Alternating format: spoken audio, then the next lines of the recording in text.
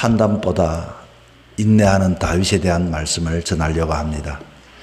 다윗의 처지는 하루순간 왕의 자리에서 쫓겨 도망가는 신세가 되었습니다. 그것도 다른 사람에 의해서 도망가는 것이 아니라 자기 아들에게 쫓겨서 도망가는 다윗의 모습.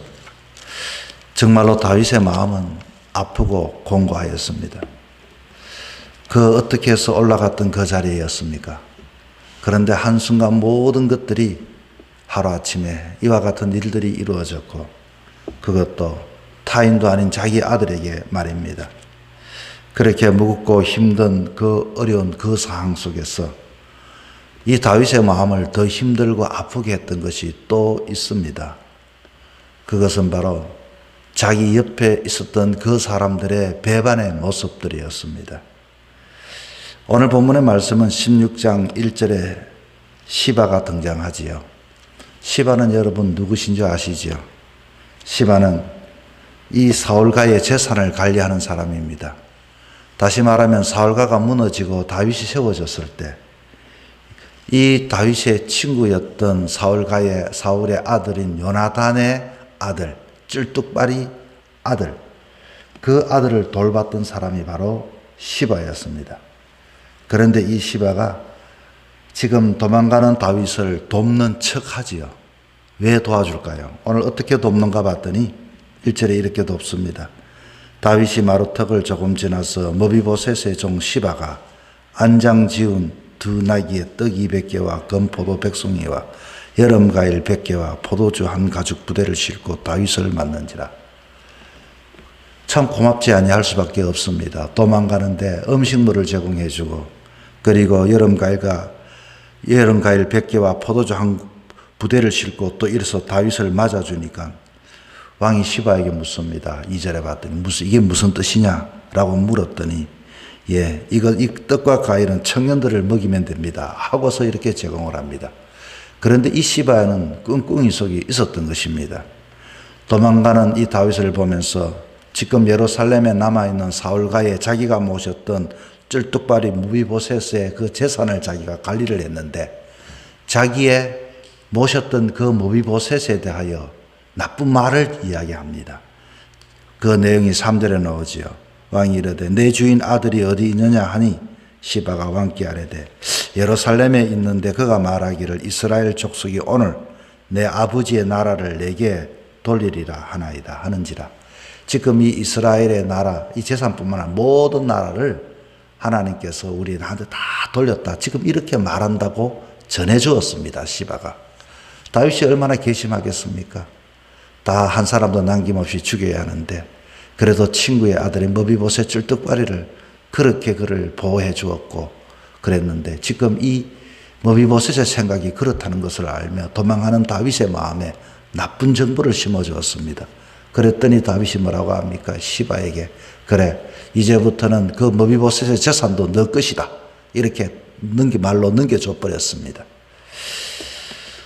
그렇지 않아도 힘들고 어려운 상황 속에 이런 사람이 다윗의 마음을 참 힘들게 했습니다. 다윗이 도망하면서 무슨 생각을 했겠습니까? 내가 그렇게 요나단의 아들 머비보셋을 돌봐줬는데 저 머비보셋마저도 나한테 그런 마음을 가지고 있다니 하면서 섭섭한 마음을 가지고 피난길에 올랐을 것입니다. 그리고 한참을 가다가 보니까 5절에 봤더니 시므이라고 하는 사람이 등장을 합니다. 이 시므이가 7절에 봤더니 이렇게 말하지요. 시므이가 저주하는 가운데 이와 같이 말하니라. 피를 흘린 자여, 사악한 자여, 가거라 가거라. 누구 보고 말합니까? 지금 다윗을 보고 이 사람이 말합니다. 여러분, 이 사람은 누군가 하니 베냐민 지파의 사람이요, 지독한 혈통주의에 빠진 자입니다. 무엇인가 하니 이들은 처음에는 다윗이 그 모든 것들을 정복하여 잡았을 때는 가만히 있습니다.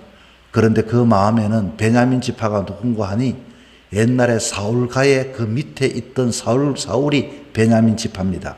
그 마음속에는 우리 베냐민 지파가 지금은 망했지만은 언젠가는 나라를 찾을 것이라는 그런 쏙셈을 가지고 있었던 사람이었습니다. 막상 다윗이 쫓겨가는 모습을 보면서 그 뒤에다가 아주 저주를 하고 그렇게 욕을 합니다. 정말로 얼마나 그 마음이 또 무겁겠습니까? 자, 그렇게 이 심의가 아주 그 저주를 할 때 지켜보던 그 군대의 사람들이 군장 아비새가 아주 건너가서 내가 죽이겠습니다 할 때 다윗이 뭐라고 말합니까? 내버려 둬라. 자기 아들한테 쫓겨가는 그 아버지 얼마나 보기에 그렇겠느냐. 그런 상황인데도 저 사람이 마저 오죽하겠느냐. 이렇게 이야기를 하면서 간용을 합니다.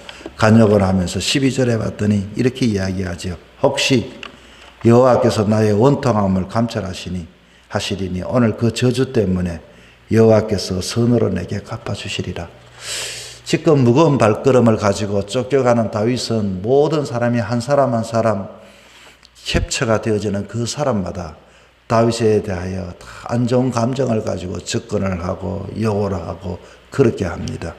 자, 여기에만 끝나는 것이 아니라 오늘 또 16절에 봤더니 다윗의 친구 아렉 사람 후세라고 하는 사람이 있습니다.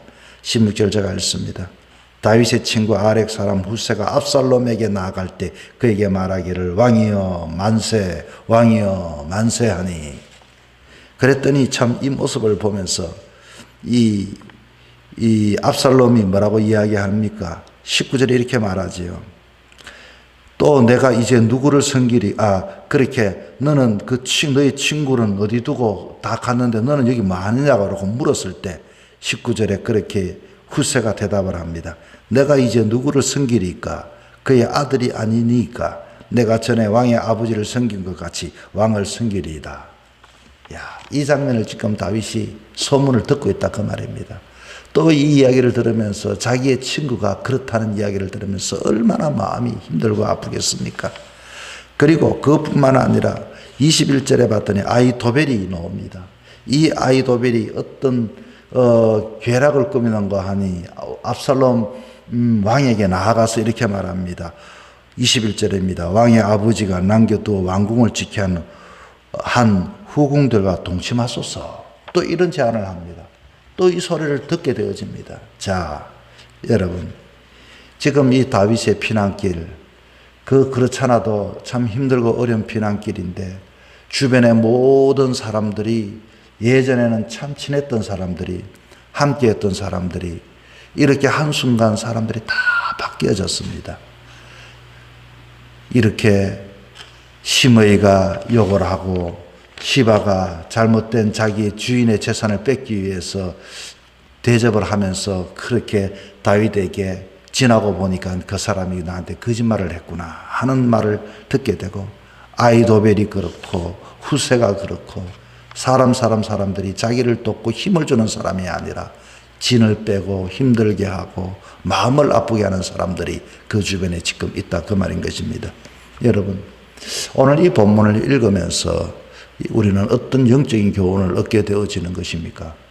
때로는 신앙의 길을 걸어갈 때에 하나님께서 나에게 놀라운 은혜를 주시는 시간도 있지만 고난의 시간을 걸어갈 때가 있습니다. 또 고난의 시간을 걸어갈 때 주변의 사람들이 나를 도와주고 그리고 감당할 수 있는 힘을 주시면 참 좋을 텐데 설상가상으로 그렇게 나와 오랫동안 사귀었던 사람들이 나에게 힘이 되었던 사람들이 나한테 은혜를 받았던 그 사람들이 한순간 돌아서서 나한테 그렇게 접근해 올 때 얼마나 힘들고 어렵겠습니까? 우리는 당장이라도 내가 지금 도망하는 사람이지만 그래도 왕이지만 주변에 있는 것들을 가지고 내가 복수하리라. 언젠가는 내가 너에게 갚아주리라. 이런 분노의 마음을 가지고 도망하지 않겠습니까? 그런 고난의 길을 걸어가지 않겠습니까? 그런데 지금 다윗을 보니까 관용합니다. 용서합니다. 판단하지 않습니다. 다시 말하면 인내가 무엇인가를 우리에게 보여주고 있다 그 말인 것입니다. 주님께서는 십자가의 고통 언제든지 뛰어낼 수 있지만 그것을 참습니다. 그것을 맞이합니다. 여러분, 신앙의 삶의 힘은 어디 있습니까? 고난 속에서도 감당해내는 것입니다. 고난 속에서도 인내해내는 것입니다. 인내는 하나님의 성품인 것입니다.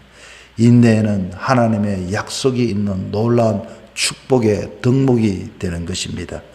인내에는 분명히 그 속에 또 하나님의 뜻이 있게 되는 것입니다. 인간의 최종 심판자는 내가 아니라, 상황의 심판자는 내가 아니라 하나님이실 것이다. 모든 것들을 하나님께 남겨두고 자기가 감당해야 할 고난을 지금 다윗은 받고 있는 것입니다. 오늘 이 하루도 삶을 살아갈 때 힘들고 어려운 상황을 맞이할 때도 있습니다. 그럴 때 우리는 섣불리 판단하고 심판하고 저주하고 우리는 나쁜 생각을 가질 때가 있습니다. 그 시간이 어쩌면 영적으로 내 자신이 성숙하게 깨어있는 시간으로 삼을 수 있는 자가 되어야 하는 것입니다. 사랑하는 성도 여러분, 우리 인간은 연약합니다. 이런 상황 속에 누구든지 넘어질 수밖에 없습니다. 이런 상황 속에 누구든지 조급하고 불안하고 초조하여 감당하지 못할 수도 있습니다. 그러나 다시 한 번 더 십자가 달리신 주님을 바라보면서 오늘 이 하루도 어떤 어려움과 상황 속에서도 인내하고 믿음으로 나에게 주어진 고난의 길이 있다면 감당할 수 있는 진정한 신앙의 삶을 살아가는 저와 여러분이 되시기를 주의 이름으로 부탁을 드립니다.